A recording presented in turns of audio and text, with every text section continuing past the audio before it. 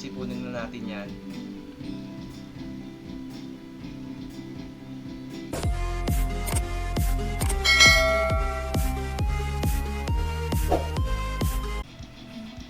Hello guys, this is 500 Plays. Welcome to my channel. So, pag-uusapan natin ang tungkol sa Mystical Imprint. Kung paano siya gagamitin, saan kukunin, at ano ang pakinabang ng Mystical Imprint na to. Ito yung bagong update ngayon ni Mirpor nung mga nakaraan.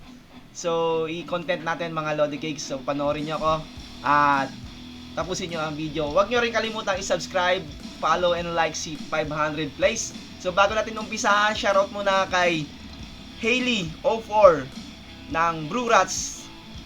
Idol 500, shoutout sa'yo. Ha ha ha ha. Okay. Kay Leon Vulture. Okay. Sa Asia 311 to mga Lodi.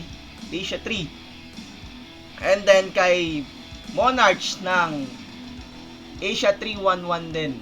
Okay. And then shoutout din sa aking Cannibals family. Kay Pollen. So kay Pastor na makulit at kay Cram na napakakulit din. So mga Lodi Cakes, so thank you and manood na kayo. Umpisa na natin. Okay guys, ito na, umpisa na natin ano. So ito yung ating mystical piece. So ayan, combine muna natin to. Wala namang mga kwenta to. Baka mag-epic. Uy, ano yun? Pangit. Okay. Ito mga Lodi Cakes, no? So, kung mapapansin nyo, meron na tayong mga naka-imprint dyan sa ating mga, mga mystical piece. Ito yung imprint, mga Lodi Cakes. So, imprint, this is an imprint. So, saan nga ba nakukuha to? Ang ancient tablet. So, kinakrap to, mga idol. Ito. Sorry. Ito dito, kinakrap to sa materials, mga Lodi Cake. Equipment tablet. So ayan oh. Ayan, kinakraft to. Ito gamit to. Itong purified soulstone and then itong pomegranate flower. So okay. So ito nakukuha to sa Hell Raid mga Lodi. Kapag ka marami kayong naiipon na Hell Raid, so mas maganda kung mag-Hell Raid kayo dito sa dalawang to. Kasi mas maganda ang binibigay rito, mabilis. So ayan no, tatlo na lang ang Hell Raid ticket natin mga Lodi. So dito nakukuha yan. And then, so alam nyo naman na yan, bago nyo yung tablet na kailangan nyo ng 10 fragment mga idol para makabuo tayo, no? So since na marami tayong naiipon na Hell Raid, so nakarami tayong tablet ng fragment, okay? So subukan natin mag-imprint mga idol, no, kasi hindi pa ako satisfied dun sa na-imprint ko. So ito, ang i-imprint natin dito is mukhang maganda dito ang i-imprint. So harap tayo na may imprint mga idol, no. So ito, mahirap na tong mga to eh. Eva, okay. So sa tingin ko dito ako mag-i-imprint. So Rostats ang hinahanap natin mga idol. Okay, subok lang.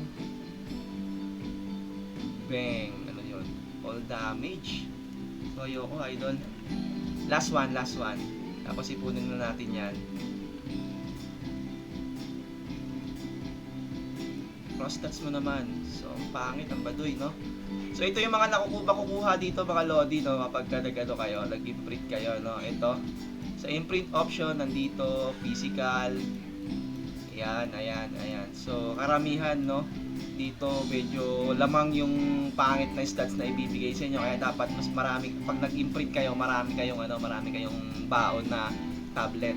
So iniipon natin yung tablet na yan mga idol para dito sa mystical piece natin, para kailangan ng 20 mga Lodi Cakes, kailangan ng 20 para maibuksan natin tong isang expand natin ng slot ng mystical piece. So additional na naman yan sa stats natin. So tiyagain natin to na mabuo natin yung 20 mga idol. So yun lang mga Lodi Cakes, sana meron kayong natutunan at meron kayong nakuhang tips galing sa akin mga idol, at salamat sa inyo, mag-ingat kayo and God bless to all. Okay? So huwag nyo kalimutan pala ha, i-subscribe si 500 plays. And naka 500 subscribers na tayo mga idol. I-celebrate natin yan once na ma-monetize na tayo mga Lodi Cakes. And magpaparapol ako para sa inyo, para sa mga suporta na binigay nyo sa akin. Maraming salamat. Mag-ingat kayo always. God bless. Godspeed. Okay.